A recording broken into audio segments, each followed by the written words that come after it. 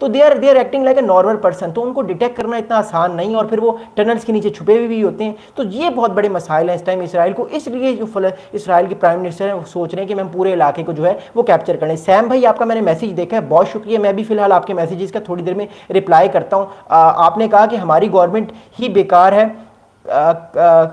Okay, आपका message मैं देख रहा हूँ, आपका मैसेज मैं थोड़ी देर बाद में आपके मैसेजेस का आपको मैं रिप्लाई करता हूँ। ओके, अगला इंपॉर्टेंट इशू क्या है, देखिए अगली बात यह है कि एक इसराइल के जर्नलिस्ट ने एक सीनियर इसराइली ऑफिसर को कोट किया है। एक इसराइल के जर्नलिस्ट ने एक सीनियर इसराइली ऑफिसर को कोट किया है। अब वो कोट क्या किया मैं आपको बताऊं। देखिए, इसराइल के एक जर्नलिस्ट ने कहा है कि इसराइल के एक सीनियर ऑफिसर की है कि the die has been cast, we are going for the full conquest of the Gaza strip and defeating Hamas. अब बेसिकली मसला क्या है, अब ये इसराइल के जो बड़े बड़े मिलिट्री एनालिस्ट हैं, जो मिलिट्री जर्नल्स हैं, उन्होंने भी अब इस चीज़ को कह दिया और वो ये बार बार कह रहे हैं कि अब पूरा फोकस जो है वो हमास को ख़त्म करने में। अब देखिए पिछले 1.5 साल से, अब तकरीबन अक्टूबर में 2 साल हो जाएंगे, 21 महीने 2 साल होने वाले हैं, तकरीबन 21 महीने में जो है वो इसराइल की फ़ौज हमास को प्रॉपर तौर पे ख़त्म नहीं कर सकी। जब शुरू में ये जंग शुरू हुई ना, अक्टूबर में गज़ा की वॉर स्टार्ट हुई, तो हमारे पास जो नंबर आ रहा था वो हमास के फाइटर्स का आ रहा था, तकरीबन 50,000 हमास के फाइटर्स हैं,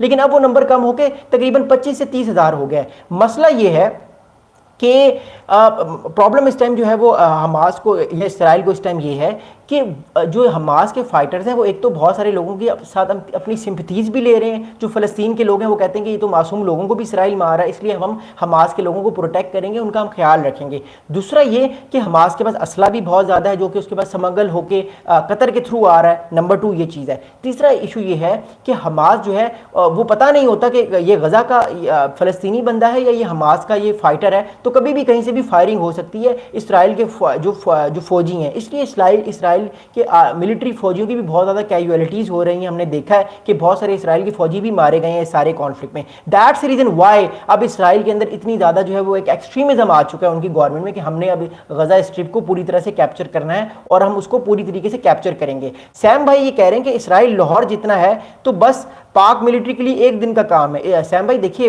ये बात तो जज्बाती कमेंट्स तो बड़े इंपॉर्टेंट होते हैं, लेकिन याद रखिएगा इसराइल एक न्यूक्लियर पावर कंट्री है, Israel is nuclear power state. और इसराइल के पीछे कौन है सैम भाई? इसराइल के पीछे अमेरिका है। आप लोग अपने कमेंट्स करते रहे, मैं आपके साथ साथ जवाब भी देता हूँ। इसराइल के पीछे कौन है? अमेरिका है। जिसके साथ अमेरिका होता है उसके साथ अगर पाकिस्तान इस तरह पंगा ले लेगा तो हमारे लिए मामला ख़राब हो जाएंगे। पाकिस्तान को फिलहाल जो फोकस करना चाहिए, जो मैं समझता हूँ, हम कंडेम करते हैं सारे मसले को, लेकिन पाकिस्तान को फिलहाल अपने रीजन पे फोकस करना चाहिए, इंडिया, ईरान, चाइना, अफगानिस्तान, क्योंकि हमारा रीजन ये है, हमारा रीजन मिडिल ईस्ट नहीं है। हाँ, मिडिल ईस्ट में जो हो रहा है वो बात मैं जरूर करूंगा कि आने वाले वक्त में मिडिल ईस्ट में क्या होगा, और पाकिस्तान इस चीज को कंडेम भी करता है, no doubt in that. But Pakistan का मेजर जो इस टाइम जो खिता है वो साउथ एशिया है, वो मिडिल ईस्ट नहीं है। Anyways, thank you so much for the comment. अच्छा, अगली बात क्या है, अब एक और बड़ी इंपॉर्टेंट चीज़ है। अब जो फैमिलीज़ हैं, जो जिन लोगों के जो होस्टेजेस अभी इस टाइम जो है वो पकड़े गए हैं, एनाम भाई thank you so much for the comment. The families of hostages fear such plans could endanger their loved ones, with 20 out of 50 believed to be alive in Gaza, while polls suggest that 3 in 4 Israeli instead favor of ceasefire deal to return them. अच्छा, अब क्या है, देखिए जो Israel की population है ना, तकरीबन 80 से 90 लाख है, या 1 करोड़ मैक्सिमम इसराइल की पॉपुलेशन है। बहुत छोटा सा मुल्क है, 10 मिलियन पॉपुलेशन है इसराइल की। अब इसराइल की पॉपुलेशन ये कह रही है, मैक्सिमम लोग ये कह रहे हैं, 75 to 80% लोग, कि जितना जल्दी हो सके वो इसराइल जो है वो अपनी फ़ौजों को गज़ा से जितना जल्दी हो सके वो दूर ले जाए, वो निकाल ले, ताकि जो होस्टेजेस हैं, जो कहा जा रहा है कि 50 होस्टेजेस कैप्चर किए हुए हैं इस टाइम इस हमास ने, और 50 में से 30 मर चुके हैं और बिलीव किया जा रहा है 20 अभी भी जिंदा हैं। 20 होस्टेजेस इसराइल के अभी भी जिंदा हैं, तो एटलीस्ट जो 20 लोग जिंदा हैं वो वापस आ जाएंगे। अगर इसराइल अपनी फ़ौजों को पूरी तौर पर गज़ा में भेजता है तो हो सकता है वो 20 जो होस्टेजेस हैं उनको भी हमास मार दे और ये जंग बिल्कुल अनलिमिटेड तौर पर ये चलते रहे, ख़त्म ना हो। तो हमास भी बेसिकली जो होस्टेज हैं इनको एक तरह से बारगेनिंग की तौर पे यूज़ कर रहा है, और जो नेतन्याहू है उन पे ज़्यादा से ज़्यादा प्रेशर आ रहा है इन्हीं के लोगों की तरफ से कि आप इस तरह का कोई बड़ा ऑपरेशन ना करें, आप गज़ा स्ट्रिप को जो है वो एनेक्स ना करें। अगर आप ये करेंगे तो हमारे जो 20 लोग जिंदा हैं, जो होस्टेजेस अभी फ़िलहाल हमास के पास हैं, कहीं उनको भी वो मार ना दे। लेकिन पॉलिसी कोई कंट्री बनाती है तो फिर वो किसी एक इंडिविजुअल की बात नहीं सुनती, वो एक लॉन्ग टर्म चीज़ को लेकर चलती है। बट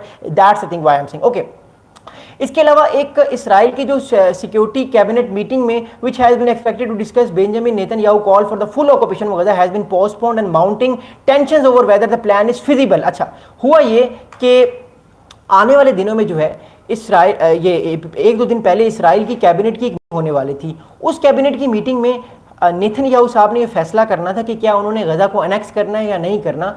उस मीटिंग को लेके जो है वो टेंशन्स भी थी कि क्या वाकई इसराइल फैसला कर लेगा गजा को अनेक्स करने के लिए, यानी पूरी तरीके से उसको अपनी रियासत में जम करने के लिए, अपनी स्टेट में जम करने के लिए इस रियासत में। तो हुआ ये कि वो मीटिंग ही पोस्टपोन कर दी गई। लोगों ने कहा कि आने वाले दिन में जो है वो ज़्यादा मामला जो है वो ख़राब ना हो, तो इसलिए उन्होंने वो मीटिंग ही पोस्टपोन कर दी। अब हो सकता है कि आज या कल जो है वो मीटिंग दोबारा से हो जाए और इसके बाद मामला नई साइड की तरफ जो है आने वाली वक्त में चले जाएं। But I am still saying कि नेतन्याहू जो है एक तो उन पर पॉलिटिकल बड़ा प्रेशर है कि वो जो वो गजा को स्ट्रिप को जो है वो एनेक्स ना करें, बट क्योंकि वो एक ज़ायनिस्ट मूवमेंट पे चल रहे हैं, वो कह रहे हैं कि जितना जल्दी हो सके वो इसराइल को एक ग्रेटर इसराइल बना लें, तो वो एक ऐसी मूवमेंट का हिस्सा है जिस वजह से जो है वो कहीं ना कहीं गजा को पूरी तरह से एनेक्स करने की कोशिश करेंगे, क्योंकि उन पे बहुत